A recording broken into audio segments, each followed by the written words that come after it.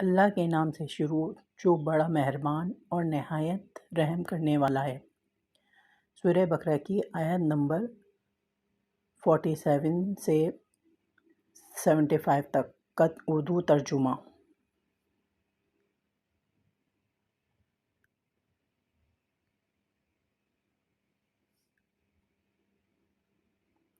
اے اولاد یعقوب، میری اس نعمت کو یاد کرو جو میں نے تم پر انعام کی، اور میں نے تمہیں تمام جہانوں پر فضیلت دی۔ اس دن سے ڈرتے رہو جب کوئی کسی کو نفع نہ دے سکے گا، اور نہ ہی اس کی بابت کوئی سفارش قبول ہوگی، اور نہ کوئی بدلہ اس کے عوض لیا جائے گا، اور نہ مدد کیے جائیں گے۔ اور جب ہم نے تمہیں فرعونیوں سے نجات دی جو تمہیں بدترین عذاب دیتے تھے، جو تمہارے لڑکوں کو مار ڈالتے تھے اور تمہاری لڑکیوں کو چھوڑ دیتے تھے، اس نجات دینے میں تمہارے رب کی بڑی مہربانی تھی۔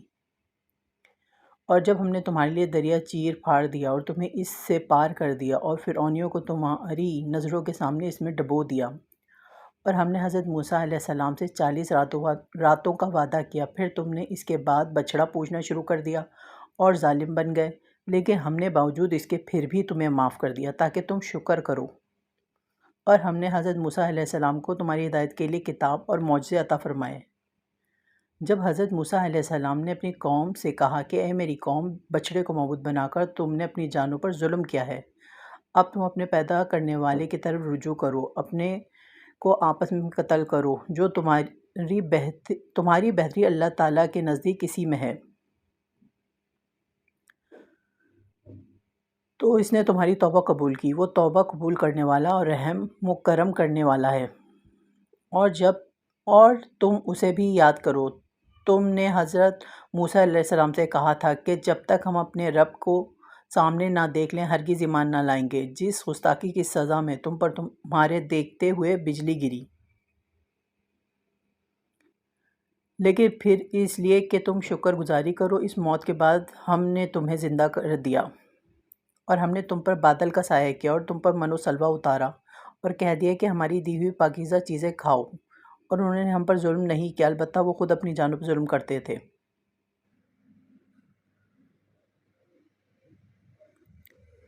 اور ہم نے تم سے کہا کہ اس بستی میں جاؤ، جو کچھ جہاں کہیں سے چاہو با فراغت کھاؤ پیو، اور دروازے میں سجدہ کرتے ہوئے گزرو، اور زبان سے حتیٰ کہو ہم تمہاری خطائیں معاف فرما دیں گے اور نیکی کرنے والوں کو اور زیادہ دیں گے۔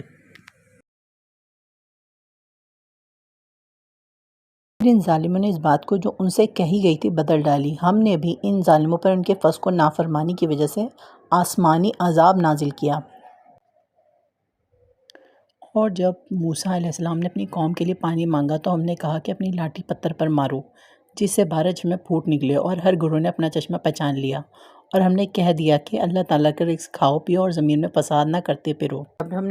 اور جب تم نے کہا اے موسیٰ، ہم سے ایک ہی قسم کے کھانے پر ہرگز صبر نہ ہو سکے گا، اس لیے اپنے رب سے دعا کیجئے کہ وہ ہمیں زمین کے پیداوار ساگ، ککڑی، گیہوں، مسور اور پیاز دے۔ آپ نے فرمایا بہتر چیز کے بدلے ادنیٰ چیز کیوں طلب کرتے ہو؟ اچھا، شہر میں جاؤ، وہاں تمہاری چاہت کی سب چیزیں ملیں گی۔ ان پر ذلت اور مسکینی ڈال دی گئی، اور اللہ کا غضب لے کر وہ لوٹے، یہ اس لیے کہ وہ اللہ تعالیٰ کی آیتوں کے سامنے کفر کرتے تھے اور نبیوں کو ناحق قتل کرتے تھے۔ یہ ان کی نافرمانیوں اور زیادتیوں کا نتیجہ ہے۔ مسلمان ہوں، یہودی ہوں، نصاری ہوں یا سابی ہوں، جو کوئی بھی اللہ تعالیٰ پر اور قیامت کے دن پر ایمان لائے اور نیک عمل کرے، ان کے اجر ان کے رب کے پاس ہیں، اور ان پر نہ تو کوئی خوف ہے اور نہ اداسی۔ اور جب ہم نے تم سے وعدہ لیا اور تم پر طور پہاڑ لا کھڑا کر دیا اور کہا جو ہم نے تمہیں دیا اسے مضبوطی سے تھام لو، اور جو کچھ جس میں ہے اسے یاد کرو تاکہ تم بچ سکو، لیکن تم اس کے بعد بھی پھر گئے، پھر اگر اللہ تعالیٰ کا فضل اور اس کی رحمت تم پر نہ ہوتی تو تم نقصان والے ہو جاتے۔ اور یقیناً تمہیں ان لوگوں کا علم بھی ہے جو تم میں سے ہفتے کے بارے میں حد سے بڑھ گئے، اور ہم نے بھی کہہ دیا کہ تم ذلیل بندر بن جاؤ۔ اسے ہم نے اگلے پچھلوں کے لیے عبرت کا سبب بنا دیا اور پرہیزگاروں کے لیے واعظ و نصیحت کا۔ اور حضرت موسیٰ علیہ السلام نے جب اپنی قوم سے کہا کہ اللہ تعالیٰ تمہیں ایک گائے ذبح کرنے کا حکم دیتا ہے۔ تو انہوں نے کہا ہم سے مذاق کیوں کرتے ہیں؟ آپ نے جواب دیا کہ میں ایسا جاہل ہونے سے اللہ تعالیٰ کی پناہ پکڑتا ہوں۔ انہوں نے کہا کہ اے موسیٰ دعا کیجئے کہ اللہ تعالیٰ ہمارے لیے اس کی ماہیت بیان کر دے۔ آپ نے فرمایا سنو، وہ گائے نہ تو بالکل بڑھیا ہو نہ بچہ ہو بلکہ درمیانی عمر کی نوجوان ہو۔ اب جو تمہیں حکم دیا گیا ہے بجا لاؤ۔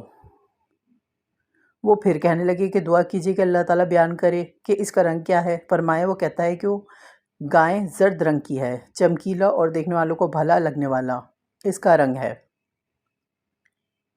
وہ کہنے لگے کہ اپنے رب سے اور دعا کیجئے کہ ہمیں اس کی مزید ماہیت بتلائے۔ اس قسم کی گائیں تو بہت ہیں، پتہ نہیں چلتا، اگر اللہ نے چاہا تو ہم ہدایت والے ہو جائیں گے۔ آپ نے فرمایا کہ اللہ کا فرمان ہے کہ وہ گائیں کام کرنے والی، زمین میں ہل جوتنے والی اور کھیتوں کو پانی پلانے والی نہیں، وہ تندرست اور بے داغ ہے۔ انہوں نے کہا اب آپ نے حق واضح کر دیا۔ گو وہ حکم برداری کے قریب نہ تھے، لیکن اسے مانا اور وہ گائیں ذبح کر دی۔ جب تم نے ایک شخص کو قتل کر ڈالا پھر اس میں اختلاف کرنے لگے اور تمہاری پوشیدگی کو اللہ تعالیٰ ظاہر کرنے والا تھا، ہم نے کہا کہ اس گائے کا ایک ٹکڑا مقتول کے جسم پر لگا دو، وہ جی اٹھے گا۔ اسی طرح اللہ مردوں کو زندہ کر کے تمہیں تمہاری عقل مندی کے لیے اپنی نشانیاں دکھاتا ہے۔ پھر اس کے بعد تمہارے دل پتھر جیسے بلکہ اس سے بھی زیادہ سخت ہو گئے۔ بعض پتھروں سے تو نہریں بہہ نکلتی ہیں اور بعض پھٹ جاتے ہیں اور ان سے پانی نکل آتا ہے، اور بعض اللہ تعالیٰ کے ڈر سے گر گر پڑتے ہیں، اور تم اللہ تعالیٰ کو اپنے اعمال سے غافل نہ جانو۔ مسلمانوں، کیا تمہاری خواہش ہے کہ یہ لوگ ایماندار بن جائیں، حالانکہ ان میں سے ایسے لوگ بھی ہیں جو کلام اللہ کو سن کر عقل و علم والے ہوتے ہوئے پھر بھی بدل ڈالا کرتے ہیں؟